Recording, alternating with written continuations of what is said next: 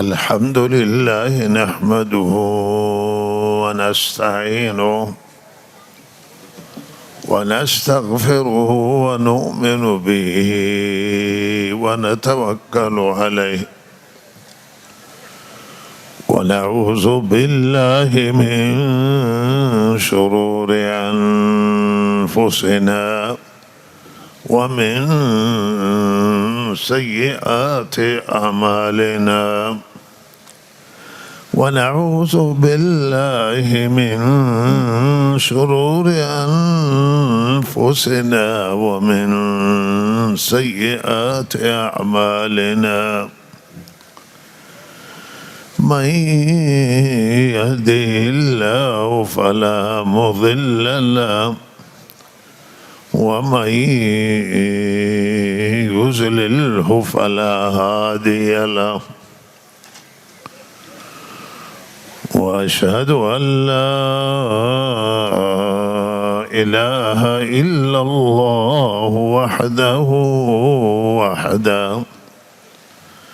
وحده لا شريك له وأشهد أن سيدنا ونبينا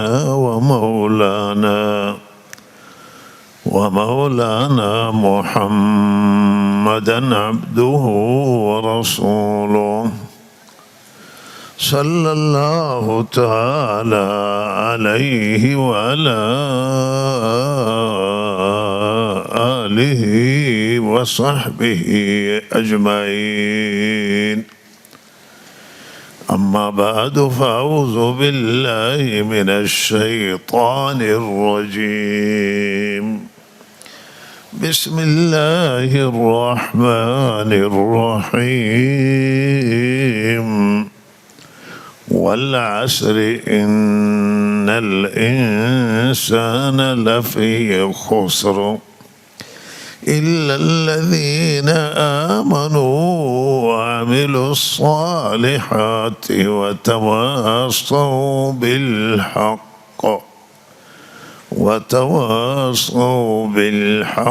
وتواصوا بالصبر.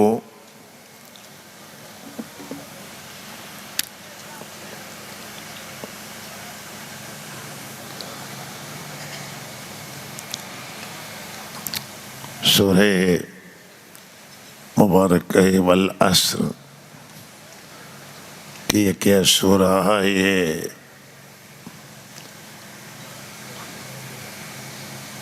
کوتاہ از لحاظ الفاظ و کلمات و آیات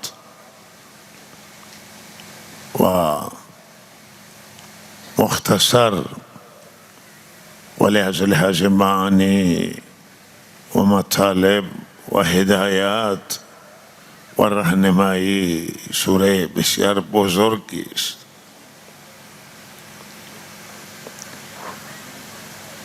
در روایات آمده است که بعضی از صحابه رضوان الله تعالی علیهم اجمعین وقتی که با هم ملاقات میکردند و می نشستند با هم گفتگوی داشتند، از یک دیگه جدا نمی شدند تا این سوره را تلاوت میکردند. سوره را تلاوت میکردند و از مجلس بلند میشدند و آنچه که در این سوره اللہ تعالی ہدایت داده و راهنمایی کرده که برای انسان بسیار حیاتی و مهم و بلکه کافی است. هدایت کافی در این سوره ذکر شده است. به اینا میخواندند، تلاوت میکردند، معنی را که خود میدانستند. زبانشان زبان عربی بود و از یک دیگه جدا می شدن. بعضی بزرگان بعد از صحابه هم سعی می کرده که بی عمل بکنن. توی مجالسشون سوره مبارکه والعصر می خوانده. از علمای معاصر هم یکی از علمای برجسته و فرهیخته متأخر هم همیشه پابند این سوره بود توی مجالس خود. و از امام شافعی رحمه الله تعالی منقول هست که شما می فرمودن که اگر الله تعالی تنها سوره والعصر نازل می کرد و مردم به سوره والعصر فکر می کردن و تفکر می کردن برای هدایتشون کافی بود.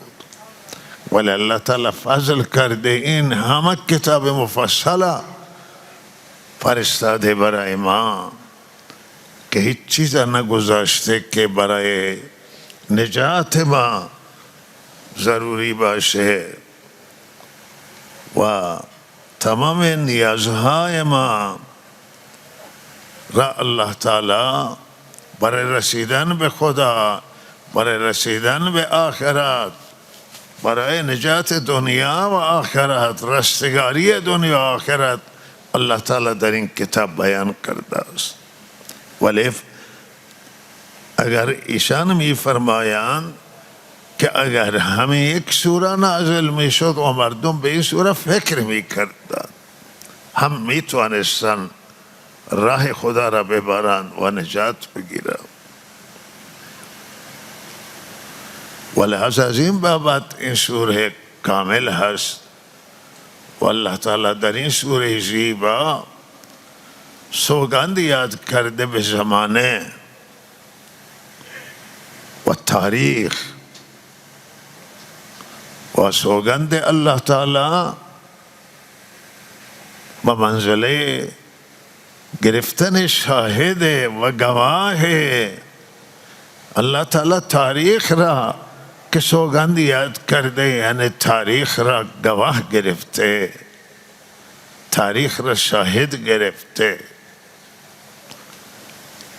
و عصر و زمانه بزرگترین شاهد، بزرگترین نمونه توی دنیا که ما به تاریخ برگردیم، تاریخ انسانها و تاریخ گذشتگان که چه کسانی به سعادت رسیدن در دنیا و چه کسانی شکست خوردن در دنیا. شکست خوردگان دنیا اونا هستند که خساره دیدن. خساره به معنی زیانه و نقصانه و کسی که در تجارت شکست بخوره او را میگن که دچار خساره شده. و لحظه شکست خوردگان تاریخ، چرا که در طول زندگی بشر نشیب و فراز داشته توی زندگی، لحظه بسیاری قومهای آباد دنیا و قومهای بزرگ دنیا و قومهای معروف دنیا در دنیا شکست خوردن و بسیاری پیروز شدن و به سربلندی رسیدن. لذا این تاریخ کاملا میتوانه که گواهی بده و شهادت بده و برای من نمونه است که چه قومهای شکست خوردن و برای چه شکست خوردن، دلیل شکستشون چیه، چرا این قومها با این نام و نشان، با این قدرت، با این توانایی دچار شکست خورد شدن. هر انسان بصیر و هر انسان بینا باید فکر کنه روی مطلب. چرا فرعون با او قدرتش که ادعا میکرد که بغیر از خودم من دیگه معبود مردم برای شما نمیبینم، حضرت موسی که میفرماید خدای واحد و لا شریک او ذاتی که جهان آفریده و آفریدگار این جهان هست، آفریننده این جهان خداست. و حضرت موسی که میگوید همه او را پرستش کنید، خدای واحد و لا شریک، گفت که من برای شما خدای نمیبینم. یعنی که معنیش اینه که هرچه فکر میکنم بغیر از خودم برای شما دیگه خدای نمیبینم و خدای شما منم. و این فرعون که انا ربکم الاعلی هم گفتن. و فرعون کجا رفت؟ وقتی که حضرت موسی را اطاعت نکرد و نصایح حضرت موسی را گوش نکرد، خیرخواهی حضرت موسی را گوش نکرد و مبارزه کرد با او، با اهل حق مبارزه کرد و حرف توجه نکرد، نصیحت گوش نکرد، پیام های الهی را دریافت نکرد، یعنی اونها را مورد استفاده قرار نداد. حضرت موسی را بهترین نصایح را کرد و حضرت موسی از دو چیز خواست و یکی این که او را به هدایت دعوت داد و گفت که تو در مسیر صحیح قرار بگیر، تو خدا نیستی، خدای واحد و لا شریک پرستش بکن، تو معبود نیستی، تو باید الله را عبادت بکنی. و فرعون به بندگی الله فراخواند، به اطاعت خدا و رسول او را فراخواند، رسولش که حضرت موسی باشه. حضرت موسی گفت که من خیر خواهم برای شما، پیام الهی را آوردم، پیام آور پروردگار را. و دومی گفت که بنی اسرائیل شکنجه نکنه، عذاب نده، اینا را حق و حقوقشون محروم قرار نده، اینا حق دارن، اینا هم باید مثل مردم دیگر مصر کار اقتصادی بکنن، دنیایشون بسازند و آباد بکنند و اینا آزادی داشته باشند، علم کسب کنند، دانش کسب کنند، اینا هم انسانند، اینا هم بشرند. ولی اینا ظلم نکن، اینا را از حقوقشون محروم نگردان، اینا گرفتار تبعیضند. چون بنی اسرائیل زمان حضرت یوسف علیه السلام و حضرت یعقوب از شام و از کنعان شام سفر کردند و به مصر آمدند. وقتی حضرت یوسف آنجا دور حضرت یوسف بود و آنجا حاکم مصر بودند، حضرت یوسف اینها را خواند که بیاید. بعد که مشخص شد حضرت یوسف قدرت ظاهر کرد، حضرت یعقوب آباد همه خاندانش خواست و اینها چندین قرن اینجا زندگی کردن. این زمانی که حضرت موسی علیه السلام آمدن، بنی اسرائیل جمعیت داشت، وزیر شکنجه، گرفتار تبعیض، گرفتار نابرابری، گرفتار ظلم. ولذا فرعون حرف حضرت موسی را قبول نکرد و فرعون الله تعالی در دریا غرق کرد. و بعد بنی اسرائیل که از این دو تا نصیحت هیچ کدوم قبول نکرد. و اگر فرعون بنی اسرائیل حضرت موسی میخواست ببره به شام، اگر آزاد میکرد و میگذاشت، گفت شما اینا را ببرید، ظلم نمیکرد، الله شرک میکرد و ادعای خدایی داشت ولی ظلم نکرد بر بندگان، فرعون گرفتار عذاب نمیشد. ولی هیچی که او حق نپذیرفت و حضرت موسی نصیحت حضرت موسی را قبول نکرد، بلکه او به ظلم ادامه داد و با حضرت موسی مقابله کرد با جادوگران و ساحران، و بعد شکنجه داد کسانی را که ایمان آوردند و کشت اونها را و به ظلم ادامه داد و حضرت موسی اینها را برداشت که ببرم به مصر، ببخشه به شام و تعقیبشون کرد که بگیره بکشه و بالاخره آخر بنی اسرائیل الله دریا رد کرد و او را غرق کرد. و عاد و ثمود و قوم لوط و این قومهای که قرآن کشته اینها را کرده و اینها در همون اطراف و نزدیکای محل نزول قرآن بوده و مثل قومهای را در یمن الله تعالی قوم عاد و قوم ثمود در هجر از مدینه منوره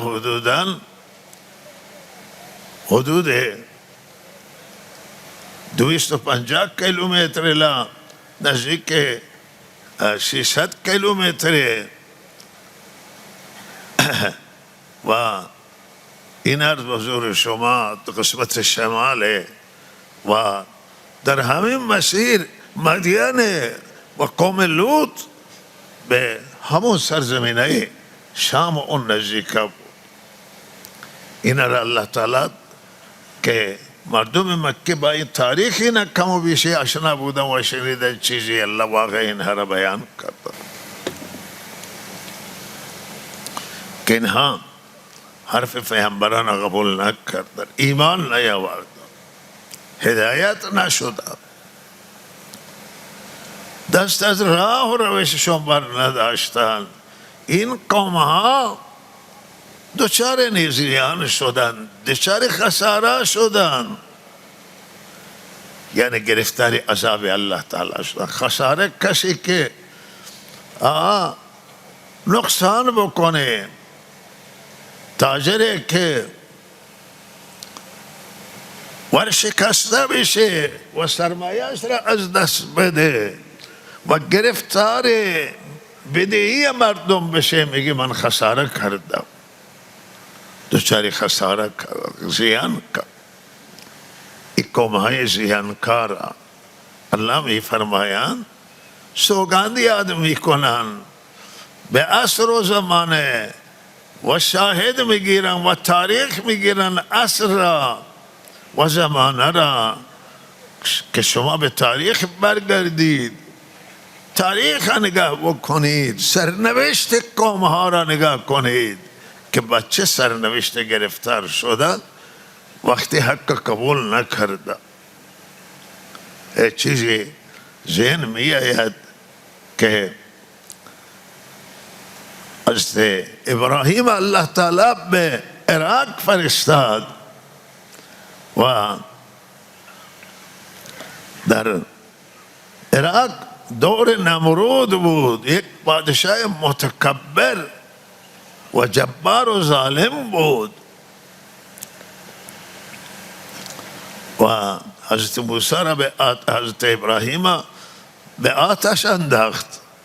وقتی بتای اونها را شکست، بتا را شکست که نبفهمن که دست بتا هیچی نیست، نمیفهمن، میخواست بفهمن بابا بوتی که از خود نمیتونه دفاع بکنه، نمیتونه حرف بزنه، نمیتونه زاره باشه، کسی که او را تکه پاره کرده است نمیتونه او را معرفی بکنه، حرف نمیتونه بزنه. این چه خدایی است؟ اینقدر عقل کنه. اینا نمیفهمیدن حرف حضرت ابراهیم و گفت که به این صورت من اینها را تفهیم کنم، شاید اینها توبه کنند و برگردند و حداقل هدیه از این هدایت بشود. و اونها مقابله کردند و حضرت ابراهیم به آتش انداخت. الله تعالی ابراهیم در آتش نسوخت و آتش را سرد و سالم گردانید و حضرت ابراهیم بعد گفت که من هجرت میکنم. پدرش گفت که من نمیتوانم شما رو تحمل کنم و یا شما رو سنگسار میکنم و یا شما ویل کنید اینجا رو برید. راضی بودن که حضرت ابراهیم رفت، راضی شده، تعقیب نکردن. اگر حضرت ابراهیم نمرود و نمرودی ها تعقیب میکردن، مثل فرعون الله اینها را به عذاب گرفتار میکرد. ببین شرک کردن ولی ظلم نکردن، شرک کردن ولی ظلم نکردن. ظلم از شرک هم بدتر. یک ظلم کردن که حضرت موسی را به حضرت ابراهیم به آتش انداختن، اونجا آتش الله نگذاشت که بسوزه. و بعد که حضرت ابراهیم گفت که من هجرت میکنم، در اثر تهدید پدر و صحبت پدر و تنها زنش مسلمان شده بود، حضرت سارا، و تنها یک برادر زادش حضرت لوط مسلمان شده. 3 نفر بودند و عراق ترک کرد، به کس زده بنه، ولی هیچ کار نداشته اینا، بلکه ظاهرا والله عالم خوشحالم شده که نزیجه بره. الله اینا را پشت سر به عذاب گرفتار نکن. ولی اونها حضرت موسی را نگو به حضرت بنی اسرائیل تعقیب کردن. الله اینها را زد.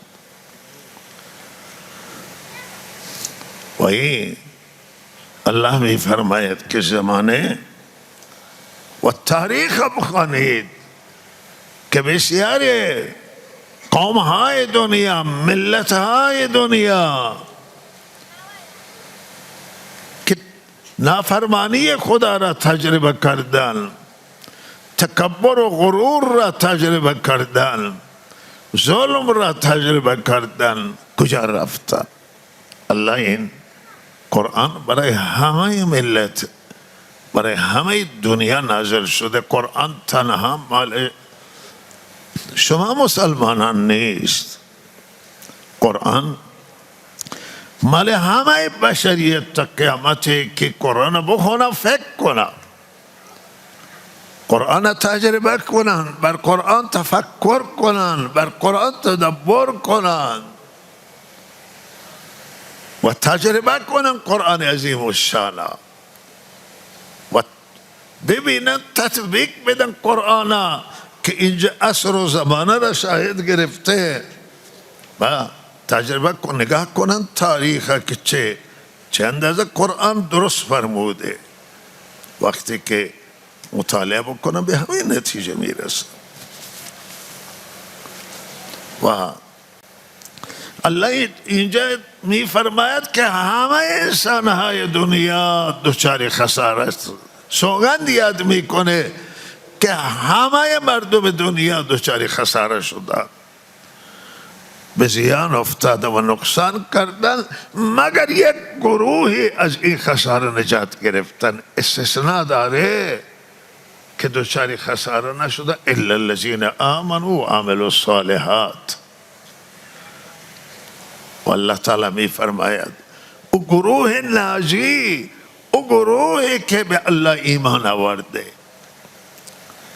اعتقاد پیدا کرده به الله. معلوم میشه که هیچ عمل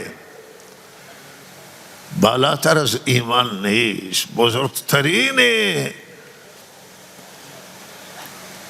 سعادت و سربلندی و کامیابی در اصل ایمان، در خود ایمان است که انسان اعتقاد به الله پیدا بکنه، یعنی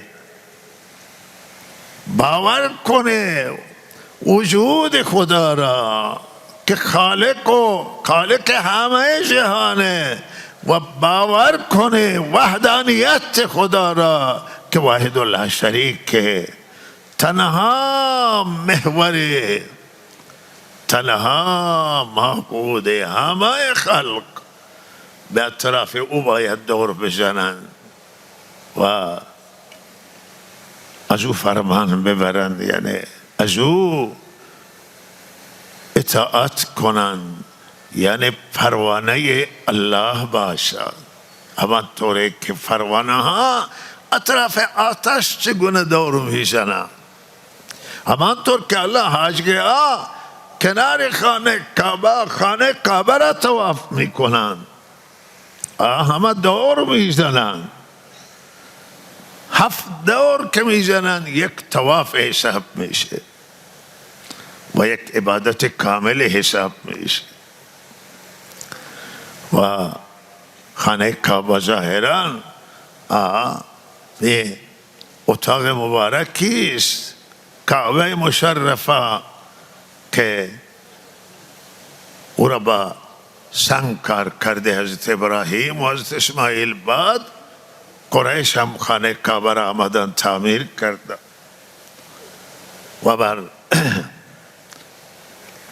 بعد در مسلمانان عبدالله بن زبیر که تعمیری او را تغییر داد حجاج بن یوسف ظالم که وقتی او را فتح کرد مکه را گرفت از دست او و خانه کعبه را بر بنای قریش برگردانید، بر همون بنا امروز موجوده.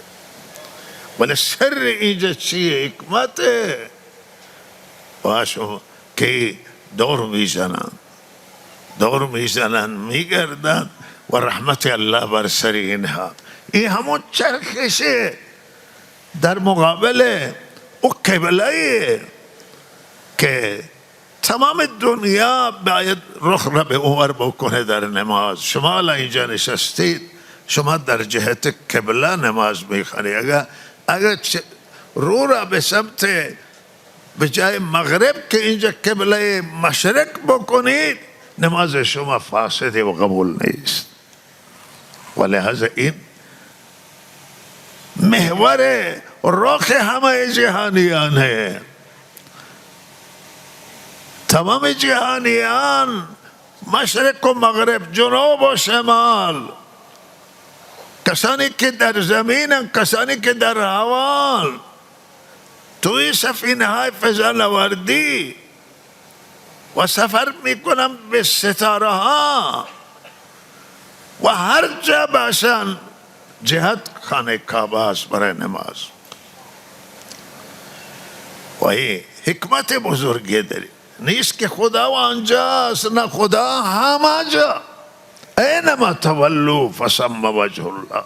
اگر شما اشتباهاً متوجه نشدید قبله را و فکر کردید که قبله کدام طرف باشه، ذهنتون رسید که این وره، شما نماز بخون، بعد متوجه شدید که من اشتباه نماز خواندم. بسیاری از فقها فتوایشون همینه که شما نماز تو درسته، چرا که الله فرموده اینما تولوا، هر طرف که شما رخ کنید خدا اون طرف. ولی این یک نظام هست، یک نظمه که الله یک جای این نماد توحید و نماد وحدت و مرکز بزرگی الله تعالی آنجا قرار داده برای خدا فرستی. و خانه کعبه بزرگترین عبادتگاه ہے و لہذا شما اونجا که طواف میکنید همینی که شما دارید میچرخید به امر الهی، به دستور خدا و بر این محور عظیم که الله فرمان میبرید و از او اطاعت میکنید و او را بندگی میکنید. به امر الهی شما اونها که وقت طواف میکنند دیگه این خدا را بندگی میکنه، عبادت میکنه. الا الذین آمنوا، کسانی که ایمان آوردن به الله، اعتقاد پیدا کردن به وجود، به عظمت، به قدرت، به بزرگی خدا، به وحدانیت خدا و سایر ایمانیات، برسالت انبیاء علیهم السلام و رسالت حضرت محمد رسول الله خاتم النبیین صلی الله علیه و سلم و به آنچه که الله تعالی در قرآن فرستاده همه حقه و آنچه که از آن حضرت به صورت صحیح ثابته، لذا این بر حق رسول خدا و آنچه را که میگویند از جانب الله است. و ما ینطق عن الهوی ان هو الا وحی یوحی. ایمان به آخرت، حساب و کتاب، اینا ایمان مگر کسی نجات گرفته. الله می فرماید زمانه شاهد عصر گواهه که همه انسان ها به خسارت و زیان و نقصان دچار شدند مگر کسانی که ایمان آوردند و عمل الصالحات و دیگه عمل صالح انجام داد. تنها ایمان کافی نیست برای نجات. ایمان یک پایه و مهم ریشه، ولی ایمان باید همراه باشه با عمل صالح و شاخ و برگ که این ریشه و پایه عمل صالح، عمل نیک.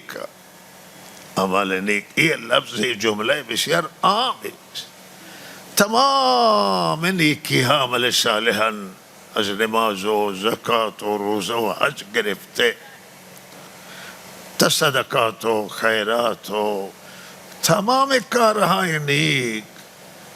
شما به کسی سلام میدیدی عمل صالح، سلام کسی را جواب میدید عمل صالح. شما سر راه یک شاخه خاردار را برمیدارید که مسافرین اذیت نشند، این عمل صالح. سنگ را برمیدارید که مسافر بر نخوره، با این عمل صالح. کسی راهنمایی میکنید به راه بلد نیست، این عمل صالح. همه حرفای خیر عمل صالحان، همه کردارهای نیک عمل صالحان. عمل صالح یک دنیای وسیع است، یک میدان بزرگی است. کار نیک انجام. ایمان و عمل صالح اینا برای نجات انسان بسیار ضروری هستند و دو تا بال بزرگ هم برای پرواز، برای رسیدن به الله. ما با ایمان به الله میرسیم که همراه با عمل صالح باشه، همراه با عمل نیک باشه. و اینجا الله مرا جهانیان به ایمان تشویق میکنه و ترغیب میده، جهانیان به عمل نیک ترغیب میدهد. و تنها این دوتا هم کافی نیست، دو شرط دیگه هم هست.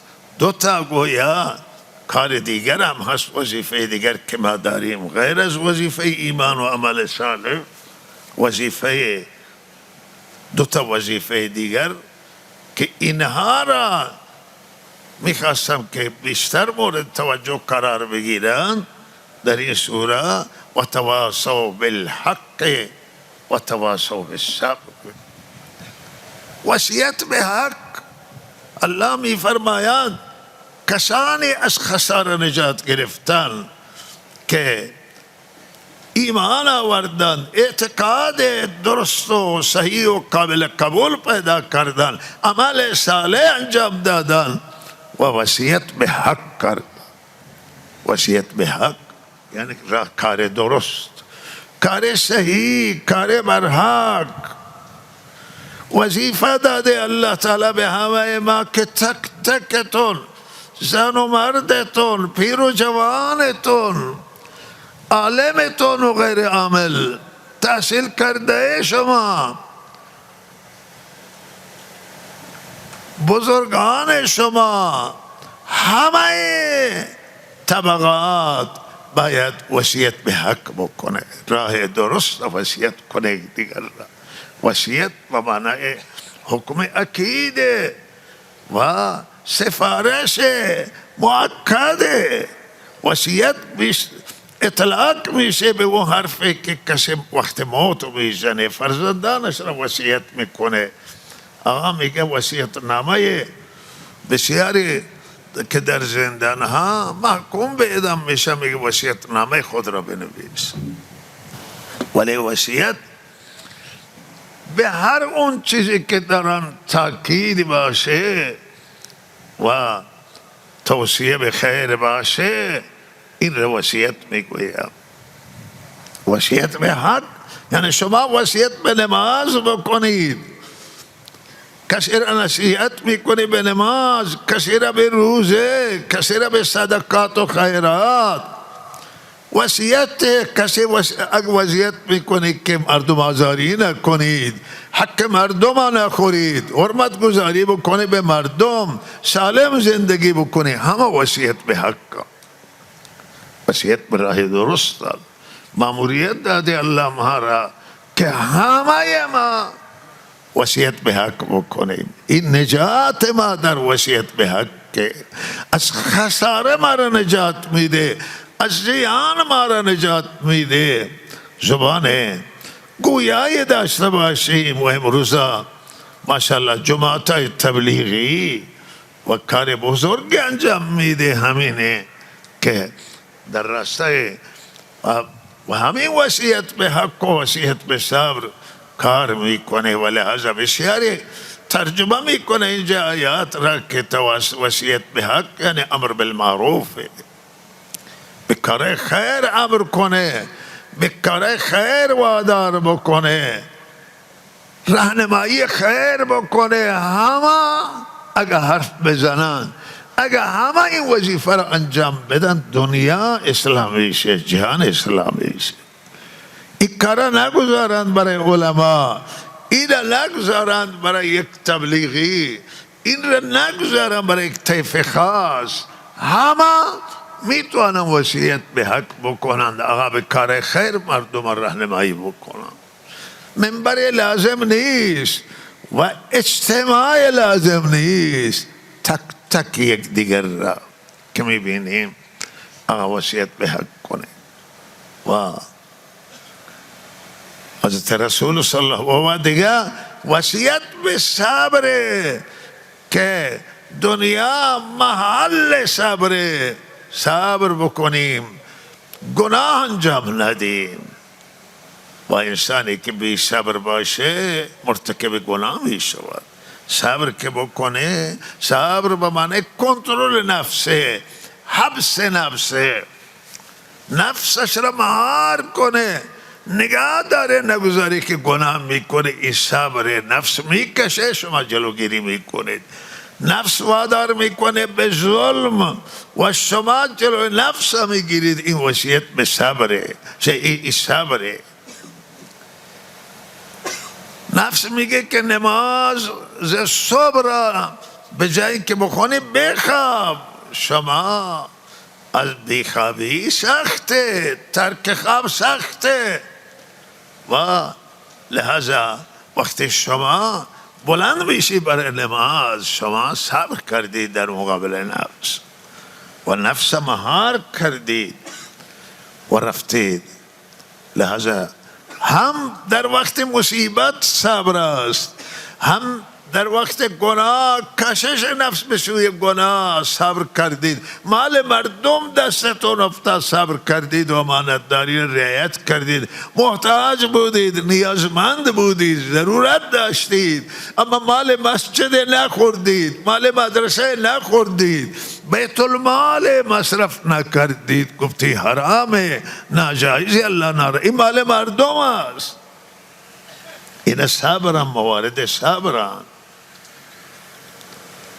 ولی از صبر وقت مصیبت هست، صبر وقت گناه هست. صبر بر مصیبت که می آید به جای که ویلا بکنیم گریبان کسی چاک بده و کسی خود را بزنه به سر و صورت، معاش را بکشه، خاک بر سرش بریزه، این صبر بکنه و متانت از خود نشان بده. و این الله دوست داره وقت کلمه ناشکری به زبان بگه. بد و بیراه بازی میگویند علیه بالله، به فرشته موت، بازی به الله تعالی اهانت میکنند. اینها نه، این صبر. اما تسلیم بشه به راضی بشه به رضای الله و تسلیم بشه به قضای الله تعالی، قضا و فیصله و تقدیر الله. و این هم صبره که بر دستورات الله صبر بکنه. آنچه الله دستور داده، دستورات سختی دارند، روزه مثلا صبر بکنه. روزه را نصف صبر گفت و صبر نصف ایمانه. ولهذا عزیزان من صبر مهمه. صبر بکنه به دستورات الله تا آخر زندگی. نماز بخونه، نماز ترک نده، زکات اموال بده، دستورات الله را تک تک انجام بده و صبر بکنه بر دین الله و دین تا آخر داشته باشه و بر دین بمیره، بر ایمان بمیره، خاتمه با ایمان بشه. این هم موارد صبر و استقامت. و قرآن وقتی میخوانیم چه اندازه قرآن به صبر تلقین میکنه، به استقامت در راه حق و در راه درست، بر دین خدا استقامت. و اینها همه سروران گرامی موارد صبر و یک تعلیم کاملی است، یک هدایت کاملی است که این چهار چیز اگر در میان شما باشه، ایمان یعنی اعتقاد قابل قبول و درست، و عمل صالح یعنی عمل صالح انجام بدید، کارهای نیک انجام بدید، دستورات خدا را اطاعت کنید و وصیت به حق بکنید و طرفدار حق باشید و به حق مردم ترغیب بدید، مردم راهنمایی کنید، مردم خیرخواهی کنید و وصیت کنید مردم یکدیگر را به صبر که تا آخر زندگی بندگی الله، نافرمانی نه به نافرمانی، نه به خلاف شریعت، خلاف دین، دینی که حضرت رسول صلی الله علیه وسلم آوردند و ادیان سماوی گذشته در دور خود همه حق بودند و الان همه باید یک دین بپذیرند و این دستور الله است. و این الدین عند الله الاسلام و من یبتغی غیر الاسلام دینا فلن یقبل منه وهو فی الاخرة من الخاسرین. ان الدین عند الله الاسلام در اول سوره آل عمران آیه های اولیه است. و من یبتغی غیر الاسلام دینا فلن یقبل منه در اواسط همین سوره، در یک سوره. ولهذا الله تعالی فرموده که تنها رسیدن به الله و سعادت و نجات از خساره در دین اسلام الله گذاشته. ادیان یهود و نصارا و همه در زمان خودشون و درست بودن و ادیان سماوی بودن و دیگه ادیانی که الله در عصرها و زمانهای مختلف فرستاده، ولی الان بغیر از اسلام الله تعالی طریق دیگری را نمی‌پذیرد و در قرآن عظیم و شان تصریح این مسئله و در احادیث هم به صراحت آمده. و این چهار شدن، اینا را محکم بگیرید و مضبوط بگیرید، بی تفاوت نباشید عزیزان، که جامعه بی تفاوت نقصان میکنه. اگر من و شما بی تفاوت باشیم و بگذاریم هر کسی هر کاری میکنه، هر کسی هر صحبت میکنه، هر کسی عمل انجام میدیم، دعوت الله ندیم، مردم از گناه من نکنیم، مردم به نیکی توصیه نکنیم، بی تفاوت باشیم، میگه اگر انسانها را میکشم به ما چه؟ اگر انسانها ظلم میشه به ما چه؟ اگر نماز نمیخوانه به من چی؟ و یک مسئله معروف میگه بسیار مردمی میگن که هر کسی عیسی به قبر خود و موسی به قبر خود، یا عیسی به دین خود و موسی به دین خود، هر کسی در قبر خودش میخوابه. نه، اگر این قرآن نمیگه. قرآن میگه که شما همه این ماموریت داده، رسالت داده، مسئولیت داده به من شما که جامعه را با اصلاح کنید. جامعه را نگذارید که گناه انجام بگیره. شما توی فامیلتون، توی خویشاوندانتون مسئولیت سنگینه. ریش سفیدها معتمدین سنگین مسئولیت، و این که طرفدار حق باشن، طرفدار انصاف باشن. اگر یکی از نزدیکان و عزیزان کسی که میتوانه به او دستور را بگیری و او ظلم میکنه به دیگران، باید دستش را بگیره.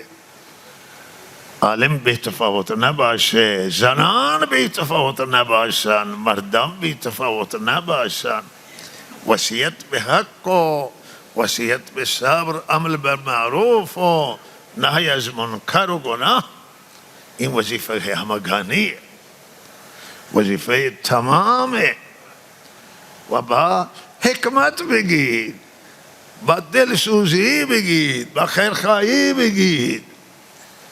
حالا پدران گاهی که فرزندان حرفشون قبول نمی کنند تندم باشه، ولی اگه شما برای کسی دیگه تند باشه ممکنه باشه و درگیر باشه.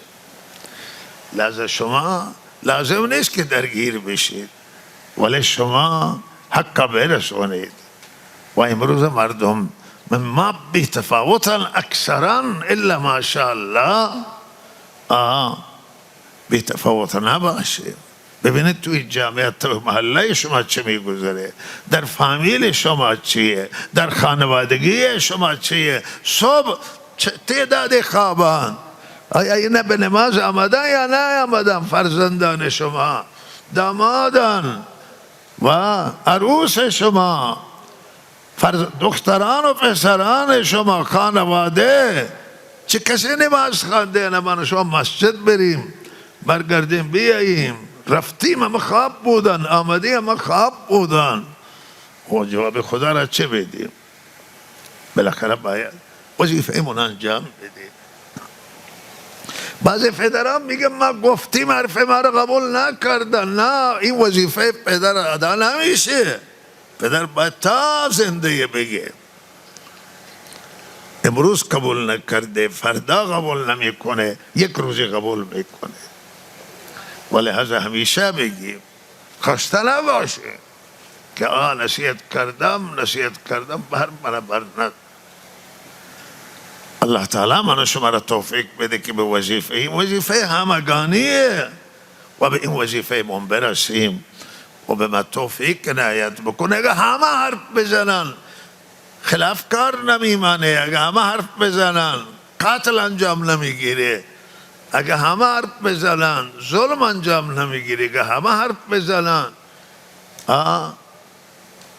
به هر حال شیطان شکست میخوره و مردم به راه خدا می آیند. این وظیفه همه ماست. ماشاءالله مصلحت جامعه ما در همینه و وظیفه که الله به ما داده است. سال تحصیلی مدارس دینی که با امسال از یک سالی گذشته است که تعطیلات از شعبان و رمضان به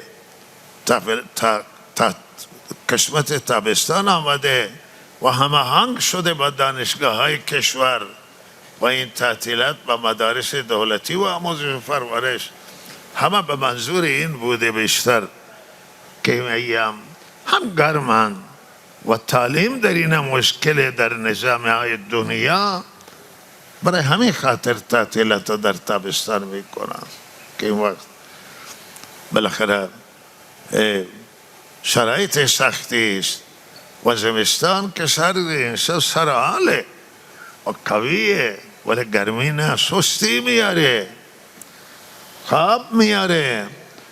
و هدف دیگری مهم هم بوده که بتوانند طلاب و علما اصحاب مدارس زمینه را فراهم بکنن برای آنکه بتوانند فرزندان تعلیم بدن، قرآن تعلیم بدن و احکام تعلیم بدن. و نه تنها اینه بلکه فرزندان کار میکنن، برای اونها کلاس بگذارن، تقویت کنن ضعفای اونها را، ضعفایی که در آموزش پرورش داشتن، ضعفایی که در دانشگاه ها دارن، بتوانن بعضی چیزای اونها را تقویت کنن که اینها به هر حال مایوس نشن، دل سرد نشوند که ما نمیتوانیم، بلد نیستیم، امتحان نمیتوانیم بدیم.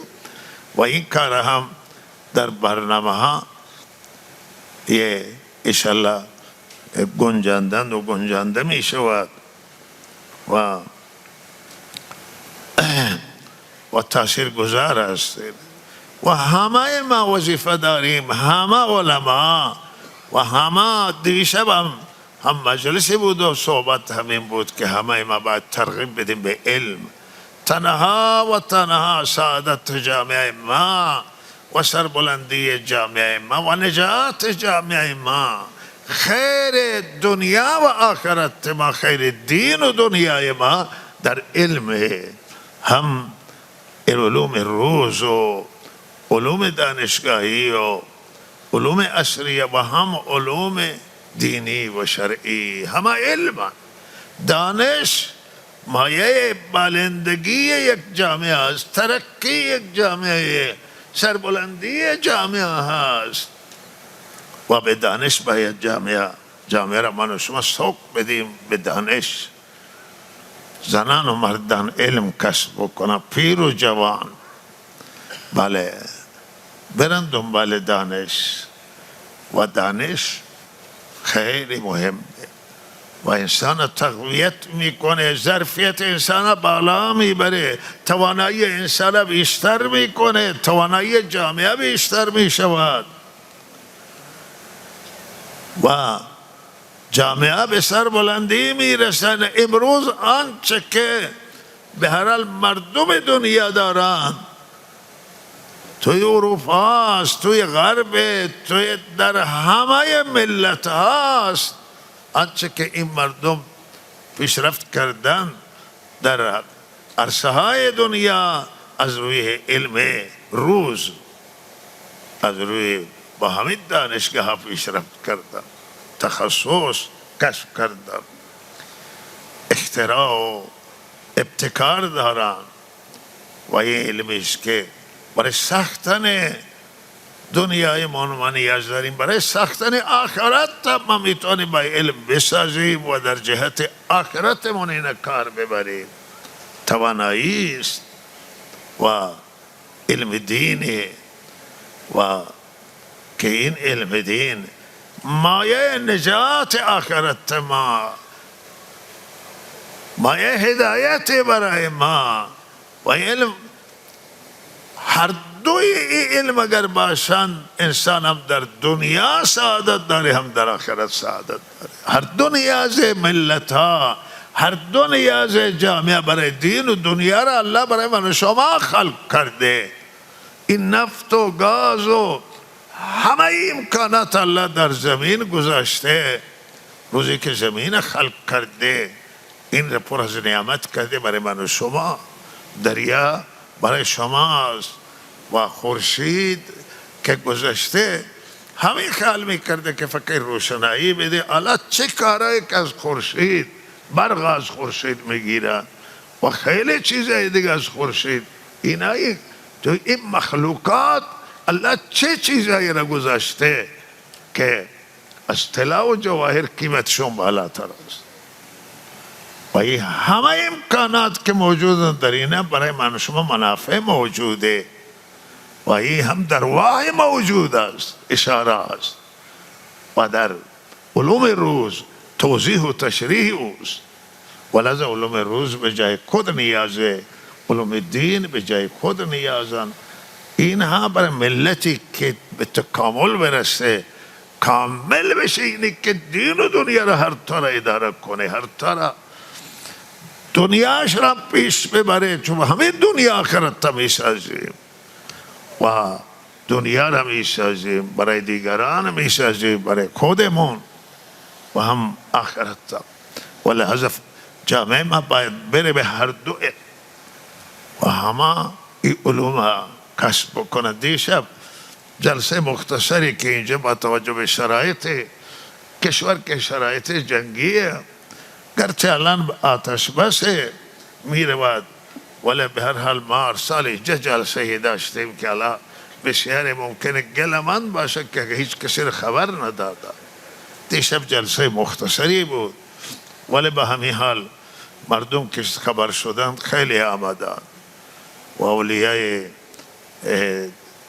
این دانش آموختگان و فارغ التحصیلان به اصطلاح آمدن و جمعی هم قابل ملاحظه در داخل مسجد و که توی سان حوض جا نشدن، رفتن توی داخل مسجد. هم از برادران و هم خواهران جلسه مشترک بود بینه فارغ التحصیلان و دانش آموختن خواهر و برادر و جلسه خوبی بود. الله تعالی قبول بکنه و الله تعالی بپذیره و به هر حال این مرکز علمی که در اینجا هست و به نشر حضرت مولانا عبدالعزیز رحمت الله علیه بنده صالح الله تعالی کرده و مایه خیر هست این مدرسه و سایر مدارس دینی، سایر مکاتب قرآنی که قرآن در آنجا تعلیم می شود، تمام مدارس آموزش و پرورش، تمام دانشگاه های کشور به نفع و خیر و اینها در بابای علمی و هدایت و راهنمایی و اینجا هم باید علم باشه، هم عمل باشه، هم اخلاص و للهیت و تقوا باشه، هم عمل به سیره آن حضرت باشه و این مراکز تنها برای آموزش نیست. اگر تنها برای آموزش باشد درد چندانی نمیخوره و علم آموزش بده، عمل آموزش بده، همه چیز خیر آموزش بده و به هر حال الله تعالی ترقی و پیشرفت عنایت کنه و عاقبت همه درخواست دعا داریم از شما، دعای خیر هم بکنید این مراکز دینی را و حمایت کنید اینها را. این مساجد مایه خیران و این مراکز علمی مایه خیران، جایی که مساجد نیست اونا رنج میکشن، جایی برای نماز ندارن که جمع بشن و اسلام دینی که به همین حکمتش در تامین تجمع هست. نماز 5 وقته، نه نماز تنها در خانه، برید نماز جماعت بخونه، بیایید روز جمعه، بیایید که روز عیده و بروید که روز حج بالاترین اجتماعه و دعا کنید عزیزانی که منتظرن ویزهشون نرسیده ویزهشون برسه و به حج نایل بشه انشاءالله. امسال حاجیای ایران کمتر شده به خاطر اینکه اول بنا بود که با اتوبوس برن، قطار برن و بعد با آتش بس زمین فراهم شد که با پرواز برن. بسیاری من برای سالهای دیگر و یک جمله بگم امروز خدمت شما که به هر حال حرفهایی که اینجا گفته میشه در جهت دفاع از شریعت اسلام، در جهت دفاع از قرآن و حق، در جهت منافع مردم، هیچ دیگه غرضی نیست و خیر همه هست و خیرخواه اینجا التزام هست به خیرخواهی جامعه، به انسجام جامعه و لحاظ این مسئله اعدام که امروز انجام میگیره این دو تا ضرر داره. یک ضررش آنه که اعدام حالا قصاص یک راه حق هست، راه درسته. کسی آدم میکشه کشته میشه. من قتل، حضرت رسول فرمود قتل نور کسی بکشه من میکشم او را.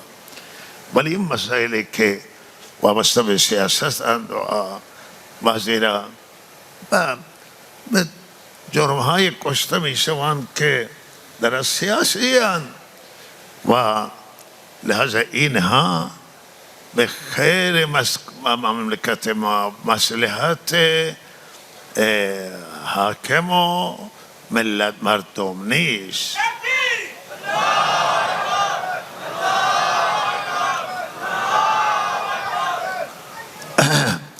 و حضرت رسول صلی الله علیه وسلم این را انجام نداده.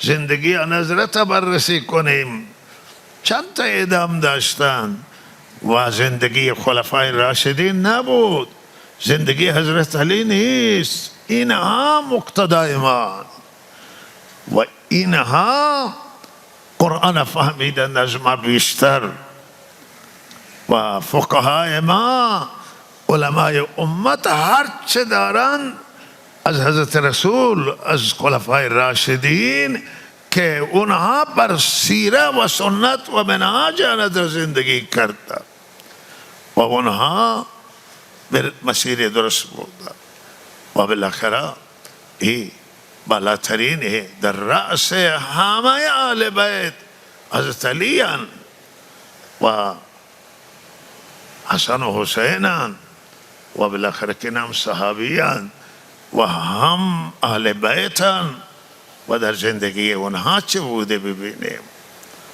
و دیگه نقصانش اینه که بسیار میگن که مثلا ایرانی ها مردم خودشون میکشند. این چیزی که آن حضرت از این ترسیدن. آن حضرت فرمودن وقتی که گفته منافقین شما قائلشون تمام بکنید، اینها جاسوسی میکنن، اخبار میدن به بیرون و جاسوس دشمنان، دشمن تحریک میکنه. از فرموده که ما این را بزنیم، مردم میگه محمد مردم خودش را میزن. و لحظه این کما فی السابق توصیه میکنم که به هر حال این رای علاج نیست، این رای حل نیست و اعدام در کشور ما انجام نگیره و متوقف بشه و اعتراف اجباری که در بازداشتگاه های کشور ما میشوند، اینا نه به شریعت اسلام انطباق داره. اعتراف اجباری نه به شریعت اسلام و نه به قانون ما، قانون همه مروج کشور و نه به قوانین بین المللی. این هر سه تا دلیل که آقا اقرار اجباری نمیتونه مدرک باشه که حکم صادر بشود. و لحاظا این مسئله است که ما باید به این توجه بکنیم.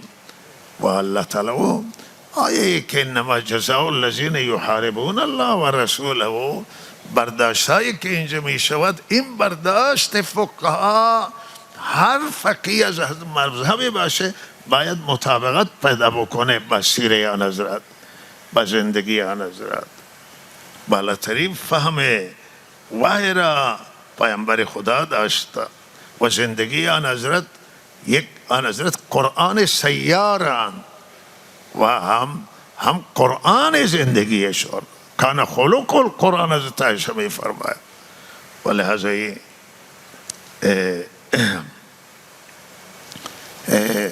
در هر صورت ببینید که آن حضرت چگونه عمل کرده، ببینید که حضرت علی و خلفای راشدین چگونه عمل کرده. و الله تعالی همه ما را توفیق عمل صالح عنایت بکند و همه ما عاقبت بخیر بشیم. و صلی الله علی سیدنا محمد و آله و سلم.